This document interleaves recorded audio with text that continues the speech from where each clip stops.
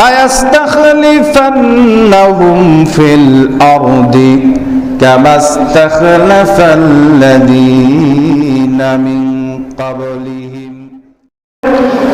দরবুল মাআজিফ, বাজনা, কথায় কথায় বাজনা, পাগল হয়ে যাবে। বাজনা তো আমাদের এখন বর্তমানে মসজিদ পর্যন্ত ঢুকে গেছে।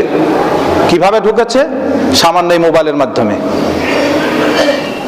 নামাজ, রোজা, হজ, যাকাত, সর্বশ্রেষ্ঠ ইবাদত নামাজের মধ্যে ইবাদত করতে গিয়ে আল্লাহকে একটু ডাকবে। আল্লাহ নবী সাল্লাল্লাহু আলাইহি সাল্লাম বলেছেন, ওয়া আনতা আবুদিল্লাহা কাআন্নাকা তারাহু ফাইন লাম তাকুন তারাহু ফাইন্নাহু ইয়ারাক।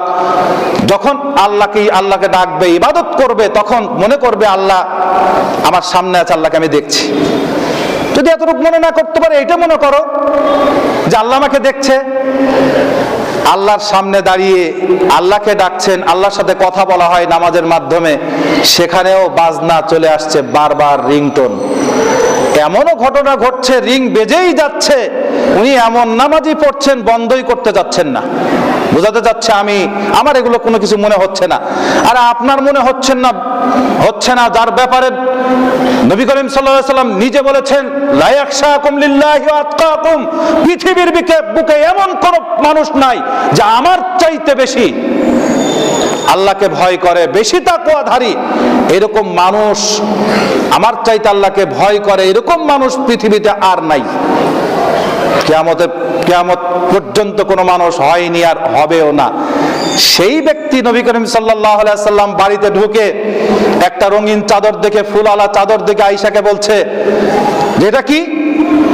বলছে, এটা তো আপনার জন্য এনেছি, আপনার জন্য এনেছি, এখানে আপনি বসে আরাম করবেন বা নামাজ পড়বেন। নবী করিম সাল্লাল্লাহু আলাইহি সাল্লাম এরকম রঙিন কাপড়কে হেঁটিয়ে দিয়েছেন, না হাঁটানো পর্যন্ত নবী করিম সাল্লাল্লাহু আলাইহি সাল্লাম ওখানে নামাজ পড়েন নাই, বসেনও নাই।